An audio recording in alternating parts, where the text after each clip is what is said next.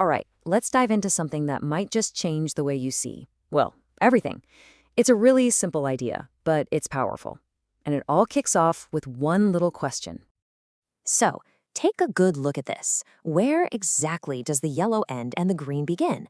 I mean, can you point to the one single pixel where it switches over? No way, right? You can't, because that sharp line, it isn't actually in the image. It's something we put there in our minds. So, section 1, where do you draw the line? That little color puzzle, it actually shows us something huge about how we think. We're basically hardwired to see sharp edges, even when reality is totally smooth. It's just what we do, right? We create boxes, we draw lines, we name things. I mean, think about it. From the second we're born, we're taught to categorize everything. This is a dog, that's a cat. This is hot, that's cold. Good, bad. We build all these mental boxes just to make sense of a world that would otherwise be, well, a chaotic mess. But here's the kicker. What if those lines we draw aren't really there? What if all those neat little boxes we've created are just an illusion? What if the real world is way more blurry, way more connected than our labels ever let on? Okay, section 2, the world without edges. Let's try to peel back some of those labels for a minute. To really get this, we need to look at two big ideas that are kind of pushing against each other. First up, you've got the continuum. Now that sounds a bit academic, but it's really just that smooth color gradient we looked at. It's a continuous, unbroken whole. Yeah, the yellow on one end is totally different from the green on the other, but every single tiny step in between, you can barely even see the change. It just flows. And then, working against that, you have distinction. This is our brain's impulse to look at that smooth flowing gradient and just chop it up. It's us pointing and saying, okay, this part is yellow and that part is green. It's the line we draw, the label we stick on it, the box we stuff it into. And this is the key. The source quote really nails it. The continuum is lost when making distinctions. The second we draw that line, the second we create that category, we lose sight of the whole beautiful, smooth reality. We're basically choosing to ignore all those infinite shades in the middle. And this isn't just about colors. This idea is everywhere. You see it in the light spectrum, for sure, but it's also in the sound of a musical pitch gliding from low to high. It's even at the heart of one of the biggest questions in biology. At what point did a bunch of non-living chemicals suddenly become life? And maybe, most personally, it applies to us. I mean, seriously, think about this for a second.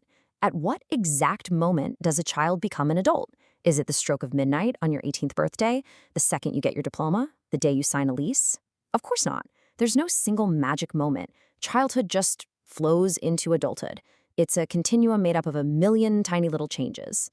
Calling someone an adult is a useful label for society, yeah, but it's not like a light switch just flips on.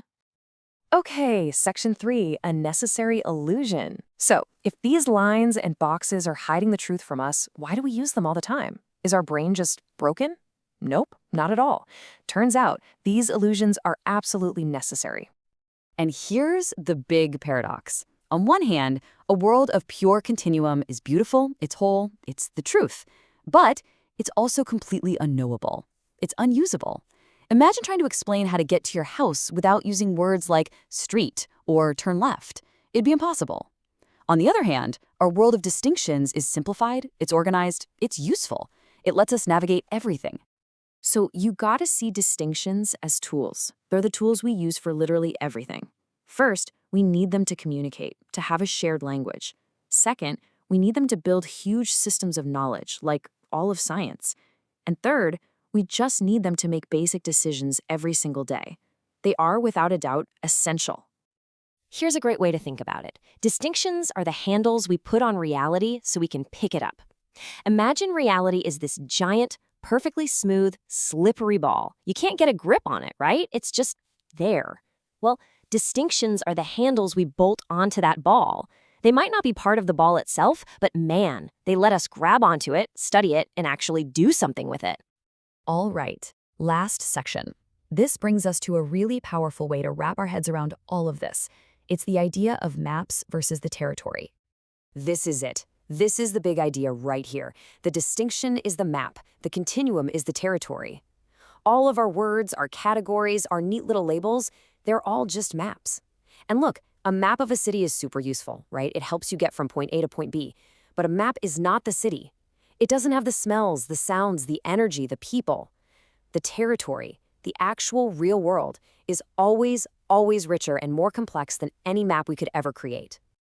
So, what's the big takeaway from all this? First, just remember that our understanding of the world is a simplified model. It's a map.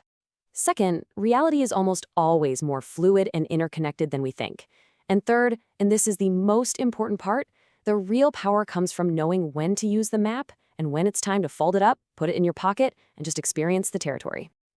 So I'll leave you with this question to chew on. Our maps, the labels we put on ourselves, on other people, on the world around us, they're useful, they're necessary, but they also create blind spots.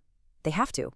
So the real question is, what beautiful landscapes have your maps been hiding?